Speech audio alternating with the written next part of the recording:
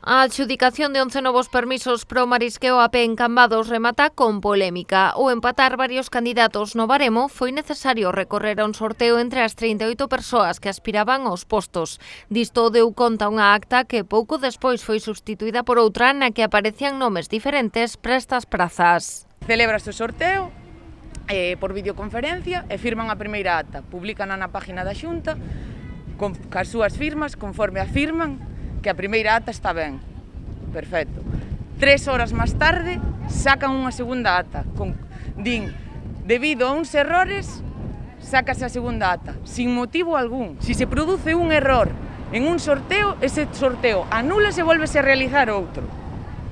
En este caso estamos falando que 4 persoas que eran testigos do que sale na primeira acta, vale, firman ese papel e nadie se dá conta, danse conta 3 horas despois. Hoxe levaron o seu enfado ás portas da confraría cambadesa. Só se concentraron as afectadas polo cambio, pero aseguran que contan co respaldo de moitas compañeiras e veciños de Cambados. Reclaman unha explicación que aseguran ninguén lles proporcionou. Todos os que entraban na primeira lista e conseguían un permes para traballar como mariscador, na segunda lista non entra ningún.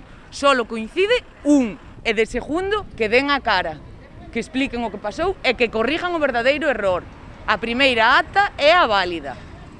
E se de verdade houve un error como eles o contan, faise o que se fixo toda a vida. Sorteo abaixo, realizas outro. Non te quedas con unha segunda acta porque a sacas da manga. De manterse a situación non desbotan novas movilizacións máis multitudinarias. Polo de momento xa teñen o caso en mans dunha abogada. Se non conseguen unha solución pola vía administrativa, recorrerán á xudicial. Cando salga a lista definitiva, que todavía non a publicaron, farase un recurso á alzada, que eso está todo en mans do abogado para facerse por vía administrativa. Porque non nos vamos a quedar así, vamos a luchar polo que nos pertenece. Aquí non están sorteando un viaxe ao Caribe, sortean o puesto de traballo dunha persona de por vida, e con eso non se xoja.